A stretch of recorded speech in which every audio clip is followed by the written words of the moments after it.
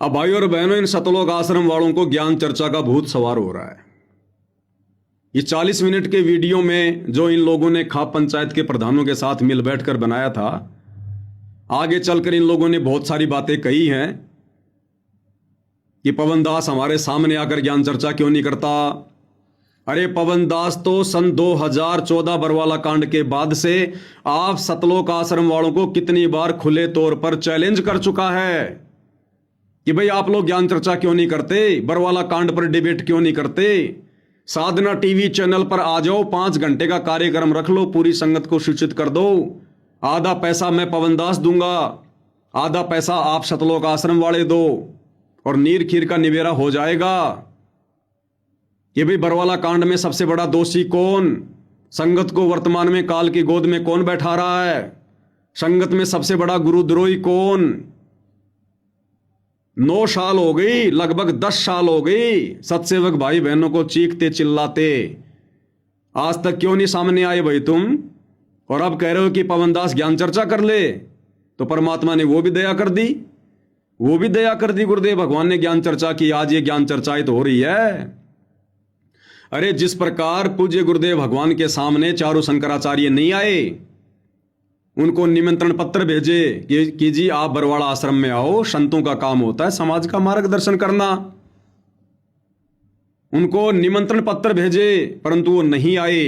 तो गुरुदेव भगवान ने क्या किया, साधना टीवी चैनल वालों को भेजकर उनके इंटरव्यू लिए, उनके विचार जाने, अध्यात्म विचार, और इधर से गुरुदेव भगवान ने अपने विचार दे दिए, साथ में वो प्रमाण दे दिए, हो गई ज्ञान चर्चा।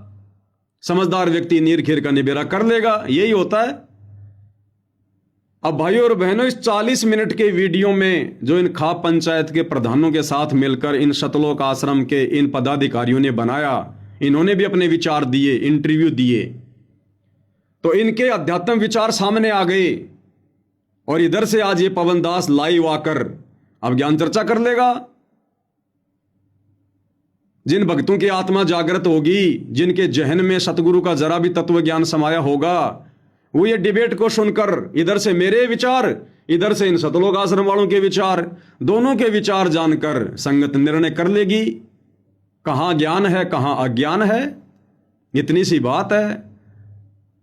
तो अब भाइयों और बहनों, हम सबसे पहले लेते हैं आदरणीय डॉक्टर चांद राठी जी के विचार। ये चांद राठी जी क्या कुछ विचार रखते हैं मुझ पवन दास को लेकर और अध्यात्म को लेकर, तो नीर खीर का निबेरा हो जाएगा। साथ में हम हर बात के हम प्रमाण देंगे। तो सुनिए श्रीमान आदरणीय डॉक्टर चांद राठी जी के सुविचार। संत रामपाल जी महाराज का शिष्य हूं और उनका वकील भी, उनके केसों में पैरवी करता हूं। आज जो ये संयुक्त प्रेस वार्ता बुलाई गई है, इसका एजेंडा ये है कि एक जयपुर से पवन नाम का व्यक्ति है जो संत रामपाल जी महाराज की छवि को धूमिल करना चाहता है। उसका एक ही एजेंडा है कि संत रामपाल जी महाराज के मिशन को रोकना और समाज और संत रामपाल जी महाराज के बीच में एक खाई पैदा करना। उसके मैं 2-3 उदाहरण आपको दूंगा। सबसे पहले ये व्यक्ति कहता था कि जो संत रामपाल जी महाराज की कमेटी है वो पैसे खाती है और आश्रमों में गलत काम करते हैं ये।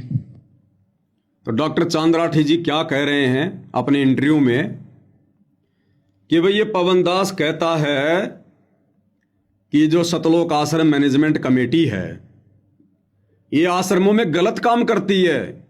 गलत काम। भाई डॉक्टर चांद राठी जी, मुझ पवन दास पर क्यों तोहमत लगा रहे हो, क्यों मेरी झूठी निंदा करके मेरे बचे कुचे पाप कर्मों को अपनी जेब में डाल रहे हो। अरे मैंने कब कहा कि सतलोक आश्रमों में गलत काम होते हैं। मैंने वही कहा जो सतगुरु रामपाल जी ने कहा। हिसार जेल से जो 1-1 घंटे के विशेष संदेश आ रहे हैं, वो संदेश भाई और बहनों संगत में किसने भेजे, सतलोक आश्रम वालों ने भेजे। वो सत्संग हिसार जेल से किसने करके भेजे, परम पूज्य परमेश्वर सतगुरु रामपाल जी ने भेजे। तो भेजने वाले आश्रम वाले, सत्संग करने वाले सतगुरु रामपाल जी। मैंने तो उन सत्संगों में से सतगुरु रामपाल जी के विचार संगत के सामने रखे हैं कि सतगुरु रामपाल जी इन आश्रमों के विषय में क्या कह रहे हैं। कितने घटिया और गंदे कर्म ये कोऑर्डिनेटर लोग, ये आश्रम के बड़े बड़े लोग कर रहे हैं। अरे संगत का आम व्यक्ति तो वहां जाकर बदमाशी नहीं करेगा। बिहार, बंगाल, उड़ीसा, गुजरात से आने वाला बेचारा भोला भाला भगत, वो कोई छेड़छाड़ नहीं करेगा, अश्लील हरकतें नहीं करेगा, गंदी हरकतें नहीं करेगा। वो तो बेचारा सेवा करने आता है, सत्संग सुनने आता है और चुपचाप चला जाता है। ये गंदगी फैलाना तो चौधरी लोगों का काम होता है, चौधरी लोगों का। तो भाई आश्रमों में गलत काम होते थे या नहीं होते थे, मुझ पवन दास के ऊपर दोष क्यों लगा रहा भाई। मेरे और आपके पूज्य गुरुदेव सतगुरु रामपाल जी खुद अपने मुख कमल से कह रहे हैं कि आश्रमों से जुड़ी संगत, इस संगत का स्तर जगत से भी नीचा हो गया। जगत वाले भी अच्छे बताए गुरुदेव ने भक्तों की तुलना में। और गुरुदेव कह रहे हैं कुछ ऐसी भी बातें सुनने में आई हैं, शिकायतें आई हैं कि माता बहनों के साथ में गंदे गंदे मैसेज भी करते हैं। अब माता बहनों के साथ में गंदे गंदे मैसेज करने का मतलब है भड़वागिरी। भड़वागिरी, गलत काम, गंदे काम, मंदे काम। और गुरुदेव भगवान कितनी नाराजगी दिखा रहे हैं, कितने नाराज हैं इन आश्रमों से, आश्रम के इन पदाधिकारियों से, कोऑर्डिनेटरों से। तो सतगुरु रामपाल जी खुद कह रहे हैं कि सतलोक आश्रमों में कितने गंदे गंदे काम होते हैं, कितने गंदे गंदे काम। तो गुरुदेव भगवान के मुख कमल से सुन लीजिए चांद राठी जी। विचार करना होगा कि हम कौन है, कहां से आए।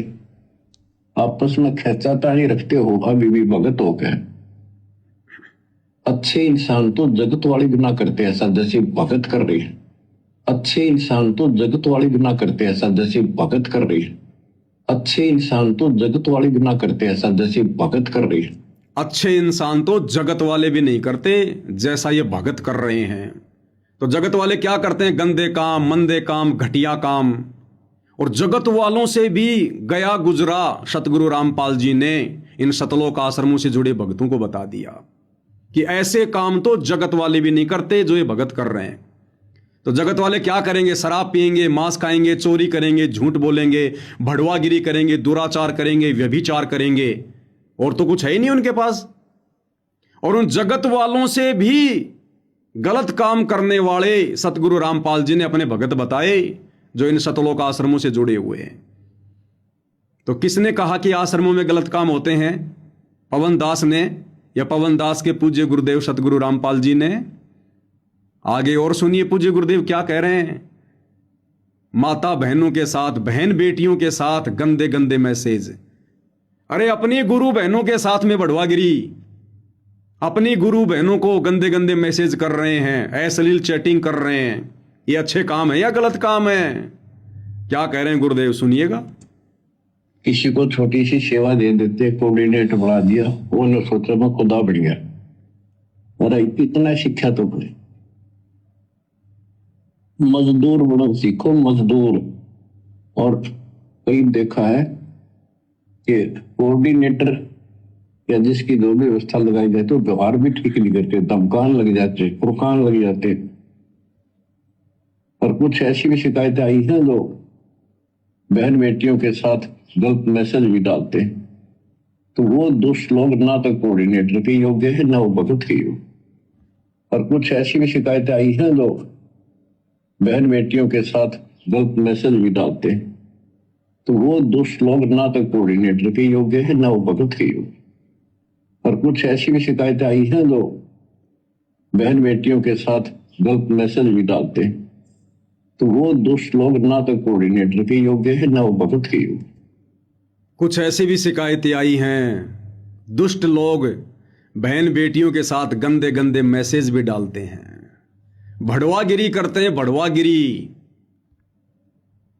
तो भाई मैंने कुछ नहीं कहा चांद राठी जी, मेरे ऊपर क्यों तोहमत लगा रहे हो? आप इतने बड़े पदाधिकारी हो सतलोक आश्रम के, झूठ बोलते हुए आपको शर्म नहीं आती बिल्कुल भी? खुद सतगुरु रामपाल जी कह रहे हैं कि आश्रमों में कितने गलत काम हो रहे हैं, कैसी कैसी भड़वागिरी हो रही है। और आगे क्या कह रहे हैं सुनिए। तो ऐसा तो संगत में कुसंगत उपजेगी, और ऐसी कुसंगत होगी फिर हम रखेंगे नहीं इसको खेत में। किसान उस कुबाड़ को पाड़ के खेत से बाहर फेंक देता है, तो उसको आप मिशन से निकाल दिया जाया करेगा। सुधर जाओ, एक एक नहीं सुनी जाया करती थी, सामूहिक शिक्षा दी जाती है, अमल कर लो इन पे। कर्म बतेरे फोड़ लिए, इस ज्ञान का असर क्या होगा? थोड़ा सा सुख होते फिर पक्के एजेंट काल के बन जाते, बकवाद वही करनी, भगवान से दूर हो जाएगा। थोड़ा सा सुख होते फिर पक्के एजेंट काल के बन जाते, बकवाद वही करनी, भगवान से दूर हो जाएगा। थोड़ा सा सुख होते फिर पक्के एजेंट काल के बन जाते, बकवाद वही करनी, भगवान से दूर हो जाएगा। तो सुना चांद राठी जी, सतलोक आश्रमों में गलत काम होते हैं या नहीं होते हैं, ये बात कौन कह रहे हैं? स्वयं सतगुरु रामपाल जी, हिसार जेल से विशेष संदेश नंबर 66 में। और ये सत्संग आप ही लोगों ने संगत में भेजे हैं, मैंने नहीं बनाए। तो मेरे ऊपर क्यों तहमत लगा रहा है भाई? मेरी झूठी निंदा करके पाप का भागी क्यों बन रहा है?